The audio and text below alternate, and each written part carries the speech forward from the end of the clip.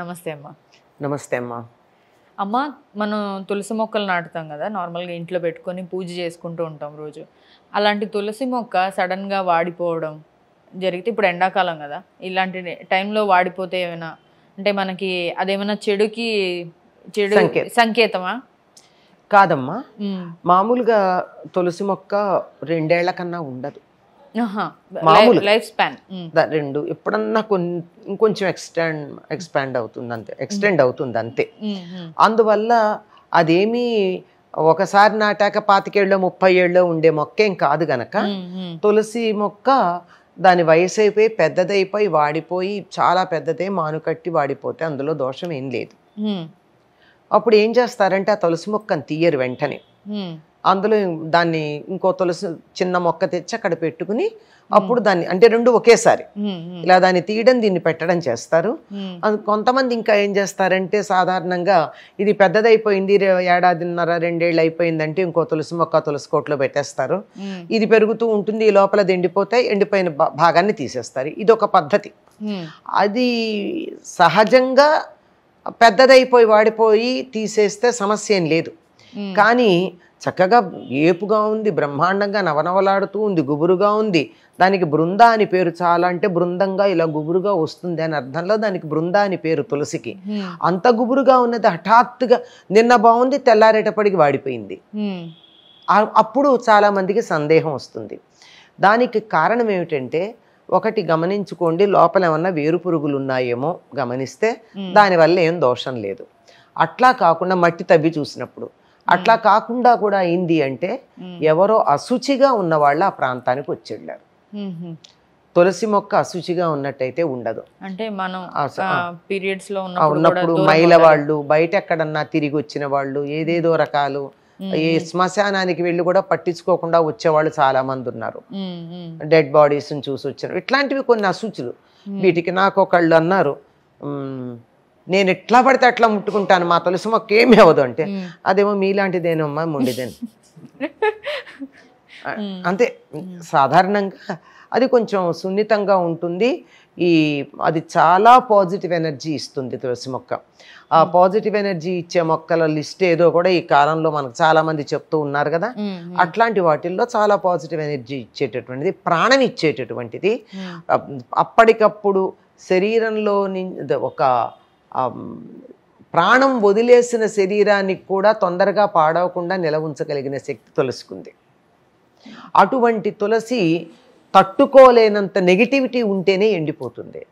అందువల్ల నిన్న ఈ ఇంటి ప్రాంతానికి ఎవరు వచ్చి ఎవరు ఆ తులసి మొక్క దగ్గరకు వచ్చారు, ఎవరి దగ్గర అంత ఒకవేళ మనం అన్నట్టు అశుచిగా లేకపోయినా స్ట్రాంగ్ నెగిటివ్ ఎనర్జీ ఉంటుంది వాళ్ళకి. అంటే క్షుద్ర పూజలు అవి జరిగినప్పుడు కూడా తులసి వాడిపోతుంది అంటారు కదా, అంటారు. అది కూడా ఉంది.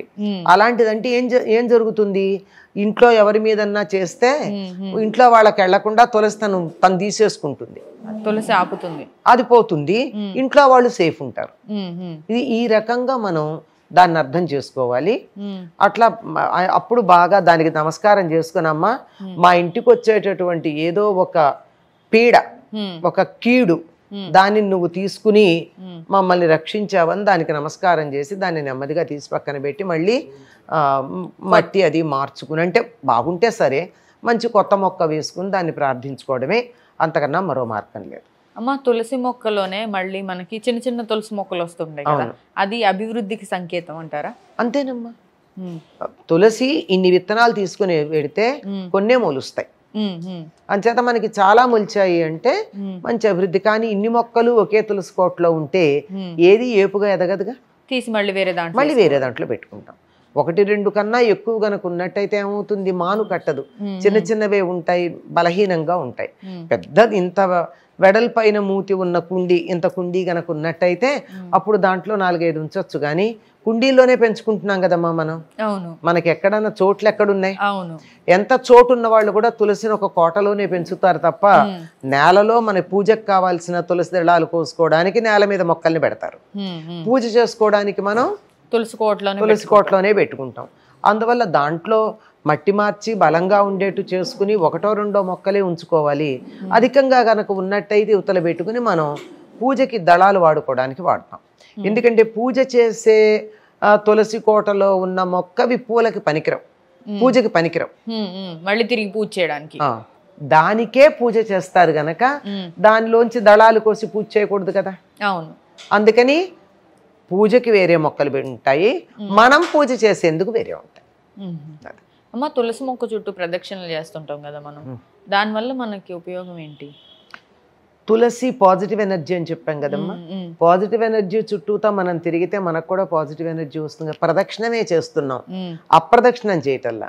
ఎప్పుడైనా సరే క్లాక్ వైజ్ ప్రదక్షిణం అంటే కుడివైపు దేని పెట్టి తిరగడం. ఇలా కుడివైపుగా పెట్టి తిరిగామంటే ప్రదక్షిణంగా తిరిగామని. దక్షిణం అంటే కుడి. ప్రదక్షిణంగా తిరిగితే ఏమవుతుంది? ఎనర్జీ వస్తుంది.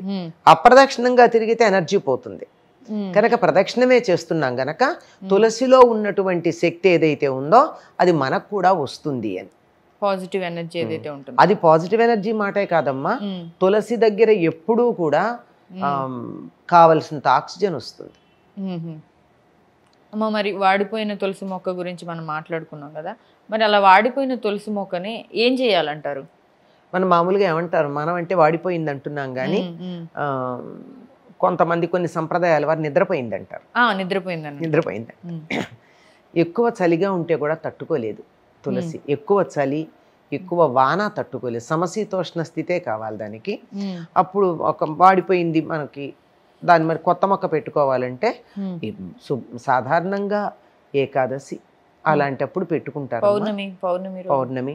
అసలు మొక్క ఉన్నా సరే ఒకప్పటి పద్ధతి ఏమిటంటే ప్రతి తొలి ఏకాదశికి తులసి కోటలో ఒక మొక్క ఉన్నా ఇంకో మొక్క పెడతారు. అప్పుడు ఏమవుతుంది, ఈ నీరుటి మొక్క 6 నెలల తర్వాత ఎప్పుడో ఎండిపోయింది అనుకో, అప్పుడు ఈ మొక్క ఏపుగా వస్తుంది. ఇది మళ్ళీ ఏడాదికి మళ్ళీ తొలి ఏకాదశి వస్తుంది, అప్పటికి దీనికి ఇది ఎండిపోయినా తర్వాత అది వస్తుంది. ఇలా కుదరినప్పుడు అన్నీ బాగానే ఉన్నాయి, ఎండిపోకపోయినా కానీ మళ్ళీ కార్తీక శుద్ధ ఏకాదశి ఉంది కదా, ఆ ఏకాదశి నాడు అంటే మర్నాడు తులసి పూజ, తులసి కళ్యాణం చేస్తాం ద్వాదశికి. అంచేత అప్పుడు కూడా దాన్ని పెట్టుకుంటారు. అంటే ఉన్నా పెడతారు, పెట్టి మళ్ళీ కళ్యాణం చేస్తారు.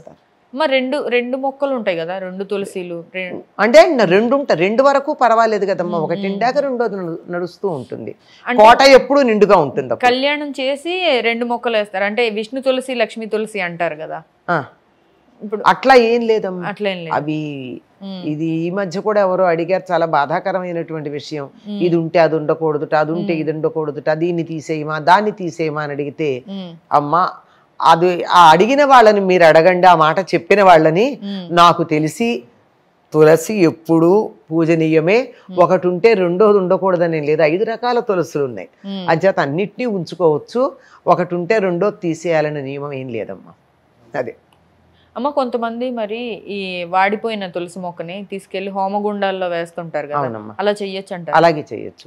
దాన్ని ఎలా చెత్త కుండీల్లోనూ మనం మామూలుగా ఇప్పుడు పనికిరాని చెత్త పడేసే చోట పడేయద్దమ్మా దాన్ని ఎండిపోయినటువంటి దాన్ని కూడా దాన్ని పవిత్రమైన ప్రదేశంలోనే వేయచ్చు. చాలా మంది ఏం చేస్తారంటే లావుగా గనక అయినట్టయితే దానిని తీసుకెళ్ళి ఒక చోట ఇస్తారు, ఎక్కడో నాకు సరిగ్గా తెలియదు కానీ తులసి పూసలు తయారు చేసే చోట ఇస్తారు. వీటి నుంచే కదా తులసి పూసలు తయారు చేస్తారు. భయం ఇంతంత లావు అవుతాయమ్మా, బాగా ఏపుగా పెరిగినట్టయితే ఇంత లావు కాడు ఉంటుంది, దాని నుంచి తులసి పూసలు తయారు చేస్తారు. అక్కడ కూడా ఇచ్చేవాళ్ళు ఉన్నారు. చాలా బాగా చెప్పారమ్మా, ధన్యవాదాలు.